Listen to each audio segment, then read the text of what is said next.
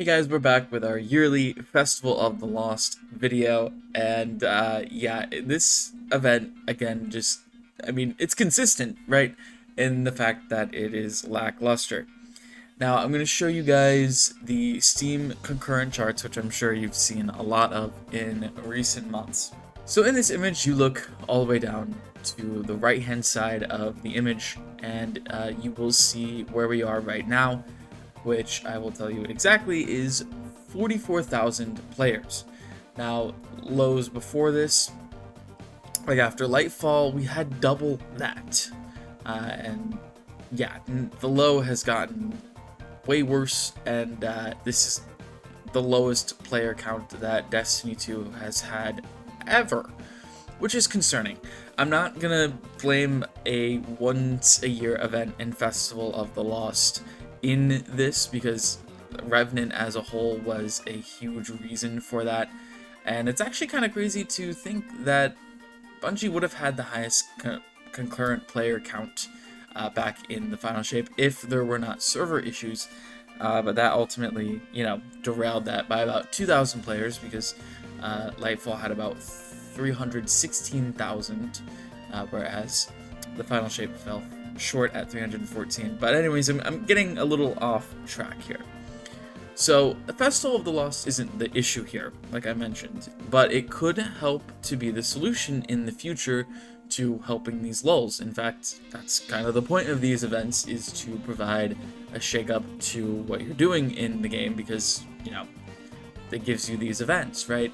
Well, at least some of these events do. Guardian Games kind of just says, oh hey, go do your class-themed strikes or class-themed Crucible. Whereas Festival of the Lost is one of a kind in the fact that it has its own activity. But over the years, that activity has stayed the same, heavily relying on weapons to carry the event. And with the event, we have Arcane Embrace, which is a whole new archetype, the Heavy Burst, which is a 2-round burst, and it's very nice because, yes, it does fire to the beat of Duel of Fates, or the melody. Music class was a long time ago for me. But yeah, this gun is intriguing enough to probably get some people to log on. Honestly, it's probably not good enough for people to lose sleep over not getting it, but it's something, I guess. And yes, it also does look like a cock gun, and not that kind of cock. But, either way, the lack of innovation in the event, and, well, the event card, and how all of these are the same, right? Now, you do have some good challenges here that allow you to get some decent rewards. Nothing crazy, but all the cosmetics are, of course, locked behind a paywall. Bungie couldn't succeed anything. Well, okay, maybe a little bit. You can buy some stuff with Bright Dust. I'll give Bungie that, but, that's the bare minimum, come on.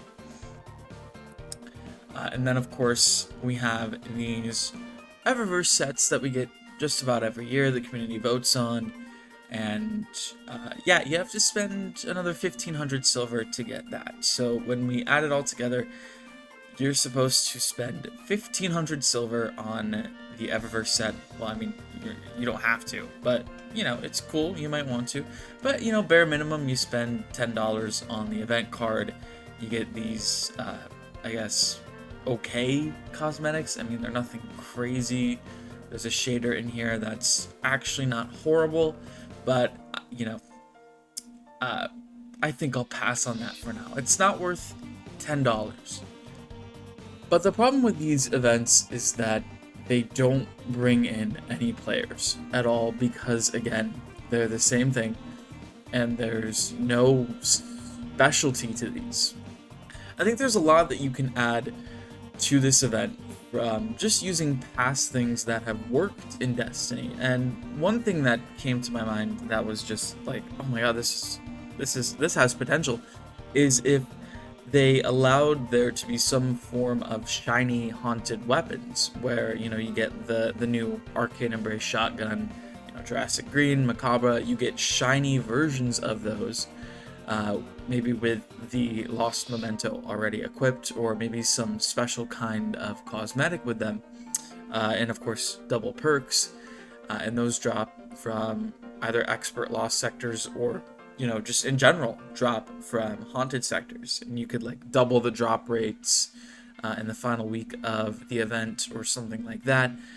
You could also do something like the 1K bug that happened, where it was infinitely firing or whatever, and maybe even combine something like the sword week, where it was just a random week where swords had infinite ammo. I think that would have been a cool thing to pair with this event. The point here is that there are so many things that you could do to spice up this event, and the only thing that happened this year was again holding the new archetype shotgun in reserve for this event specifically. And I'm not saying that these events need to carry episodes or seasons. That's not the case, and I'm not saying we should see, hundreds of thousands of players on for Festival of the Lost. But, maybe like more than what we have currently. I mean, it's just not good at all. And it means that these events aren't working.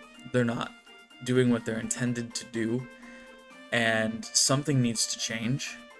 And to get maximum joy from these events, you really have to spend your money, because I mean, right now I'm just chasing like a decent roll on the shotgun in case it ever becomes part of a damage rotation for a future PvE boss, because I'm a degenerate and I play this game way too much, so I wouldn't want to have the FOMO of that.